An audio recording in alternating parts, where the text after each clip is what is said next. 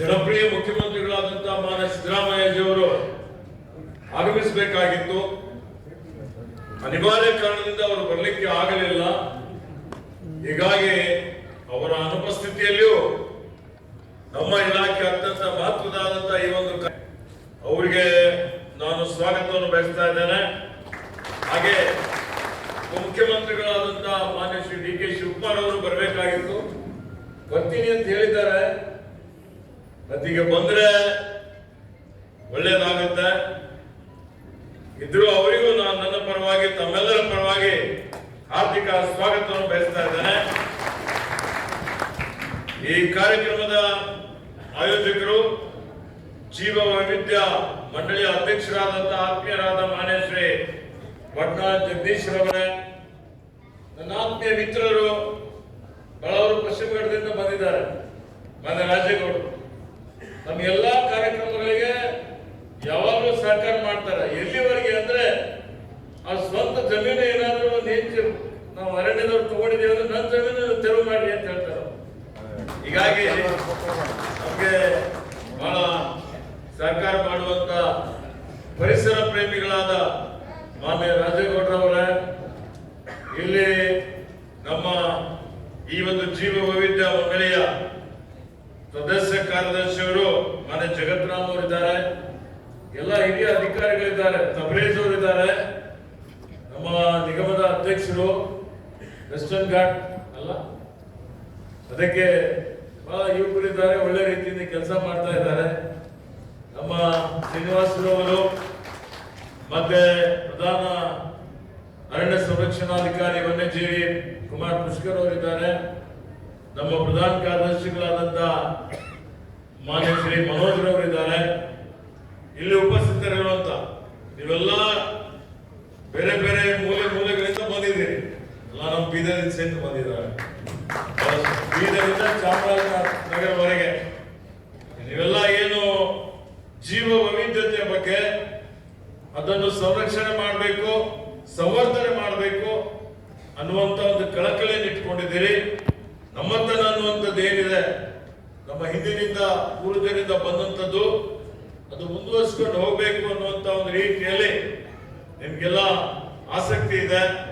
ಹೀಗಾಗಿ ಬೆಂಗಳೂರಿಗೆ ನೀವೆಲ್ಲ ಬಂದಿದ್ದೀರಿ. ನಿಮ್ಮೆಲ್ಲರಿಗೆ ಮಾಧ್ಯಮದ ಮಿತ್ರರಿಗೆ ನನ್ನ ಪರವಾಗಿ ಮತ್ತೊಮ್ಮೆ ಈ ಕಾರ್ಯಕ್ರಮಕ್ಕೆ ಸ್ವಾಗತವನ್ನು ಬಯಸ್ತಾ ಇದ್ದೇನೆ.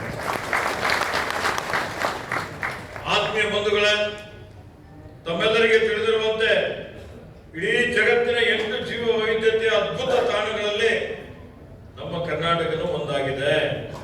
ಯಾಕೆಂದ್ರೆ ಪಶ್ಚಿಮ ಘಟ್ಟಗಳ ಬಗ್ಗೆ ನೀವೆಲ್ಲ ಕೇಳಿರಬಹುದು.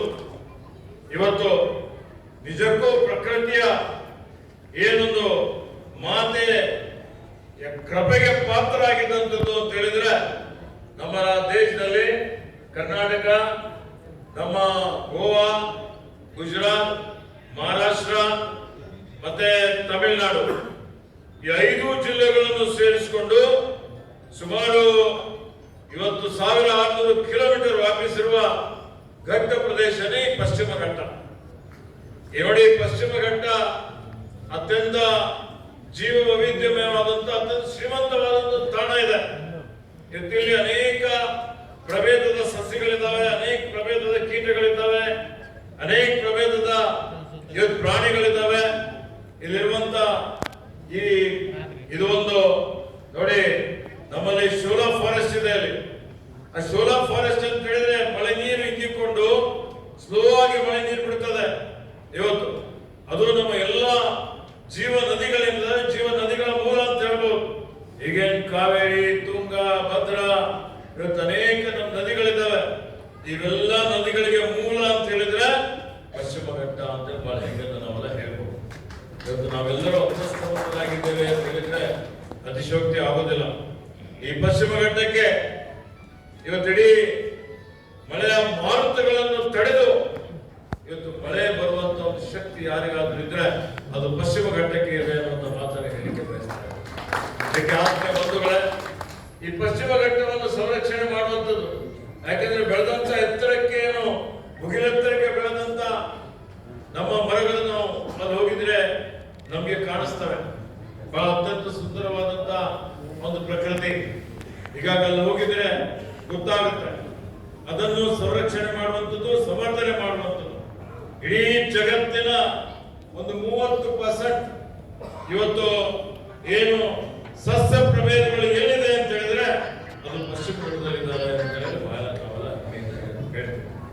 ಹೀಗಾಗಿ ಇವತ್ತು ನಮ್ಮಲ್ಲಿ ನಿಮಗೆಲ್ಲ ಗೊತ್ತಿದೆ, ನಾವೆಲ್ಲ ಇವತ್ತಿನ ಕಾಲದಲ್ಲಿ ನಮ್ಮ ಎದುರುಗಡೆ, ಇಡೀ ಜಗತ್ತಿನ ಎದುರುಗಡೆ ಒಂದು ದೊಡ್ಡ ಒಂದು ಸವಾಲು ಏನಿದೆಯಪ್ಪ ಅಂತ ಹೇಳಿದ್ರೆ ಹವಾಮಾನ ಬದಲಾವಣೆ. ಈ ಹವಾಮಾನ ಬದಲಾವಣೆಯಿಂದ ಏನೇನು ಅನಾಹುತಗಳಾಗ್ತಾ ಇದೆ, ಯಾವ ರೀತಿಯಲ್ಲಿ ಪ್ರಕೃತಿ ವಿಕೋಪ ಆಗ್ತಾ ಇದೆ, ದಿನ ನಾವು ಪೇಪರ್ ನೋಡ್ತಾ ಇದ್ದೀವಿ, ದಿನ ಮಾಧ್ಯಮದಲ್ಲಿ ನೋಡ್ತಾ ಇದ್ದೀವಿ, ನಾವು ಅನುಭವಿಸಿದ್ದೇವೆ. ಇವತ್ತೇನು ಪ್ರಕೃತಿ ವಿಕೋಪದಿಂದ ಇವತ್ತು ಗುಡ್ಡ ಕುಸಿತ ಆಗ್ತಾ ಇದೆ, ಜಾಗತಿಕ ತಾಪಮಾನ ಹೆಚ್ಚಿಗೆ ಆಗ್ತಾ ಇದೆ, ಅತಿವೃಷ್ಟಿ ಆಗ್ತಾ ಇದೆ, ಅನಾವೃಷ್ಟಿ ಆಗ್ತಾ ಇದೆ, ಆಲಿಕಲ್ಲು ಮಳೆ ಬೀಳ್ತಾ ಇದೆ. ಒಂದು ತಿಂಗಳ ಬೀಳುವಂತ ಮಳೆ ಒಂದು ವಾರದಲ್ಲಿ ಬೀಳ್ತದೆ, ಒಂದು ವಾರದಲ್ಲಿ ಬೀಳುವಂತ ಮಳೆ ಒಂದೇ ದಿವಸದಲ್ಲಿ ಬೀಳ್ತದೆ. ಒಂದೇ ದಿವಸದಲ್ಲಿ ಬಿದ್ರೆ ಬೆಳೆಗಳು ಉಳಿತಾವ. ಆ ಒಂದು ದೊಡ್ಡ ಮಟ್ಟದಲ್ಲಿ ಮಳೆ ಆಯ್ತು, 200-300 ಎಮ್ಮೆ ಒಂದೇ ದಿವಸದಲ್ಲಿ ಮಳೆ ಆಯ್ತು ಅಂತ ಹೇಳಿದ್ರೆ ನಿಮ್ಮಲ್ಲಿ ಸೇತುವೆಗಳು ಕೊಚ್ಕೊಂಡು ಹೋಗ್ತವೆ. ಈಗ ನಿಮ್ಮ ಹೊಲಗದ್ದೆಗಳಲ್ಲಿರುವಂತ ಏನು ಮಣ್ಣಿದೆ, ಮಣ್ಣು ಸಹಿತ ಕೊಚ್ಕೊಂಡು ಹೋಗಿದ್ದಂಥದ್ದು ನಾವು ನೋಡಿದ್ದೇವೆ. ಇದೇ ಈ ವರ್ಷನೇ ನೀವು ನೋಡಿದ್ದೀರಿ, ಶಿರೂರಲ್ಲಿ ಗುಡ್ಡ ಕುಸಿತ ಎಷ್ಟು ಜನ ಸತ್ತೋದ್ರು. ಇವತ್ತಿದೆ ನಿಮ್ಮ ವಯನಾಡದಲ್ಲಿ ಹಳ್ಳಿಗಳೇ ಕೊಚ್ಕೊಂಡು ಹೋಗಿದ್ದು ನೋಡಿದ್ದೇವೆ, 100 ಜನ ಮೃತಪಟ್ಟಿದ್ದು ನಮ್ಮ ಕಣ್ಣೆದುರುಗಡೆ ನೋಡಿದ್ದೇವೆ. ಅದೇ ರೀತಿಯಲ್ಲಿ ಉತ್ತರಾಖಂಡದಲ್ಲಿ ಬೇರೆ ಬೇರೆ ಭಾಗದಲ್ಲಿ ನಾವು ನೋಡ್ತಾ ಇದ್ದೇವೆ. ಮೊನ್ನೆ ಸಹಿತ ಆಲಿಕಲ್ಲು ಮಳೆಯಿಂದ ನನ್ನ ಭಾಗದಲ್ಲಿ ಸಹಿತ ಇದ್ದ ತೋಟಗಾರಿಕೆ ಬೆಳೆ ಎಲ್ಲ ನಾಶ ಆಗಿದೆ. ಯಾಕೆ ಈ ಪ್ರಕೃತಿಯಲ್ಲಿ ಇಷ್ಟೊಂದು ಬದಲಾವಣೆ ಆಗ್ತಾ ಇದೆ? ನಾವೆಲ್ಲ ಆಲೋಚನೆ ಮಾಡಬೇಕಾಗ್ತದೆ. ಆತ್ಮೀಯ ಬಂಧುಗಳೇ, ಇವತ್ತು ನಮ್ಮ ಪೂರ್ವಜರು ಏನಿದ್ರು ಈ ನೈಸರ್ಗಿಕ ಸಂಪತ್ತು ಮಿತವಾಗಿ ಬಳಸ್ತಾ ಇದ್ರು. ಆದ್ರೆ ನಾವು ಈ ನೈಸರ್ಗಿಕ ಸಂಪತ್ತು ಏನಿದೆ ಅದ್ರ ಮೇಲೆ ದೌರ್ಜನ್ಯ ಮಾಡ್ತಾ ಇದ್ದೇವೆ. 1,000 ಫೀಟ್ ಹೋಗ್ತೀವಿ ಬೋರ್ವೆಲ್ ಹಾಕ್ಲಿಕ್ಕೆ. ಅದರ ಜೊತೆಯಲ್ಲಿ ಇವತ್ತೆಲ್ಲ ಆಹಾರದಲ್ಲಿ ಮಾಲಿನ್ಯ, ಗಾಳಿಯಲ್ಲಿ ಮಾಲಿನ್ಯ, ನೀರಿನಲ್ಲಿ ಮಾಲಿನ್ಯ, ಎಲ್ಲ ಎಷ್ಟು ನದಿಗಳಿದ್ದಾವೆ ಅವೆಲ್ಲವಕ್ಕೆ ಇವತ್ತು ಕಲುಷಿತ ಆಗ್ಬಿಟ್ಟಿದ್ದಾವೆ. ಯಾಕಂದ್ರೆ ಅನೇಕ ಕೈಗಾರಿಕೆಗಳು ಬಂದಿದ್ದಾವೆ. ಈ ಕೈಗಾರಿಕೆಗಳಿಂದ ಏನು ತ್ಯಾಜ್ಯ ಇದೆ ಆ ತ್ಯಾಜ್ಯ ಸಂಸ್ಕರಣೆ ಮಾಡದೆ ನದಿಗಳಿಗೆ ಬಿಟ್ಟ ಕಾರಣ ಶುದ್ಧ ಕುಡಿಯೋ ನೀರು ಸಿಗುವಂಥದ್ದು ಕಷ್ಟ ಆಗಿದೆ. ಇವತ್ತು ಎಲ್ಲ ಒಂದೊಂದು ದೊಡ್ಡ ದೊಡ್ಡ ಪಟ್ಟಣಗಳಲ್ಲಿ, ಬೆಂಗಳೂರು ನೋಡಿ ಕಾಂಕ್ರೀಟ್ ಜಂಗಲ್ ತರ ಆಗಿದೆ ಎಲ್ಲಾ ಕಡೆ. ಒಂದಾನೊಂದು ಕಾಲದಲ್ಲಿ ಇದು ನಿರಂತರ ಸ್ವರ್ಗ ಅಂತ ಹೇಳ್ತಿದ್ದೇವೆ. ಇದು ಇವತ್ತು ಗಾರ್ಡನ್ ಸಿಟಿ ಆಫ್ ಇಂಡಿಯಾ ಅಂತ ಹೇಳ್ತಿದ್ದೇವೆ. ಇವತ್ತು ಈಗೇನಾಗಿದೆ, ದಿನೇ ದಿನೇ ಸಂಚಾರ ದಟ್ಟಣೆ, ಎಲ್ಲಿ ಹೋಗಿದ್ರಲ್ಲಿ ಅಲ್ಲಿ ಎಲ್ಲಾ ರೀತಿಯ ತೊಂದರೆಗಳು, ಇವೆಲ್ಲವೂ ನಾವು ಬಹಳ ಅತ್ಯಂತ ಗಂಭೀರತೆಯಿಂದ ನಾವೇನಿವತ್ತು ಅದೃಷ್ಟವಂತರು ಅಂತ ಹೇಳ್ತಾ ಇದ್ದೇವೆ. ಮುಂದಿನ ಪೀಳಿಗೆನೂ ಅದೃಷ್ಟವಂತರಾಗಬೇಕು ಅಂತ ಹೇಳಿದ್ರೆ, ಅವ್ರು ಬಂದಾಗ ನಮಗೂ ಶಾಪ ಹಾಕಬಾರ್ದು ಅಂತ ಹೇಳಿದ್ರೆ, ಇದ್ದಂತ ಪ್ರಕೃತಿ ಪರಿಸರ ಸಂರಕ್ಷಣೆ ಮಾಡುವಂಥದ್ದು ಪ್ರತಿಯೊಬ್ಬರ ಒಂದು ಕರ್ತವ್ಯ ಇದೆ ಅನ್ನೋ ಮಾತನ್ನು ಹೇಳಿಕೆ ಬಯಸ್ತಾರೆ. ಇವತ್ತು ನಾವೆಲ್ಲ ನೋಡ್ತಾ ಇದ್ದೇವೆ, ಈ ಪ್ರಕೃತಿ ಪರಿಸರದ ಸಮತೋಲನ ಕಾಪಾಡಬೇಕು ಅಂತ ಹೇಳಿದ್ರೆ ವನ್ಯಜೀವಿಗಳ ಸಂರಕ್ಷಣೆ ಅಷ್ಟೇ ಅವಶ್ಯಕತೆ ಇದೆ. ಕರ್ನಾಟಕ ರಾಜ್ಯದಲ್ಲೇನು ಇವತ್ತೇನು ವನ್ಯಜೀವಿಗಳ ಸಂಪತ್ತು ಅದನ್ನು ಬಹಳ ಅದ್ಭುತವಾದಂಥದ್ದು ದೊಡ್ಡ ಮಟ್ಟದಲ್ಲಿದೆ. ನಮ್ಮಲ್ಲಿ ಏನ್ ಸುಮಾರು 6,395 ಆನೆಗಳಿದ್ದಾವೆ. ಇಡೀ ದೇಶದಲ್ಲಿ ಎಲ್ಲಕ್ಕಿಂತ ಹೆಚ್ಚಿನ ಆನೆಗಳಿದ್ದಾವಪ್ಪ ಅಂತ ಹೇಳಿದ್ರೆ ಅದು ಕರ್ನಾಟಕ ರಾಜ್ಯದಲ್ಲಿದೆ. 563 ಹುಲಿಗಳಿದ್ದಾವೆ. 2022ರಲ್ಲಿ ಸೆನ್ಸಸ್ ಆಯ್ತು. ಹುಲಿಗಳಲ್ಲಿ ನಾವು 2ನೇ ಸ್ಥಾನದಲ್ಲಿದ್ದೀವಿ. ಚಿರತೆಗಳು, ಬೇರೆ ಬೇರೆ ಪ್ರಾಣಿಗಳಿದ್ದಾವೆ. ಇವತ್ತೆಲ್ಲ ಪ್ರಾಣಿಗಳ ಸಂರಕ್ಷಣೆ ಮಾಡುವಂಥದ್ದು. ಅದಕ್ಕೆ ನಮ್ಮ ಎದುರುಗಡೆ ಮಾನವ ಪ್ರಾಣಿ ಸಂಘರ್ಷಣ ದೊಡ್ಡ ಒಂದು ಸವಾಲಿದೆ.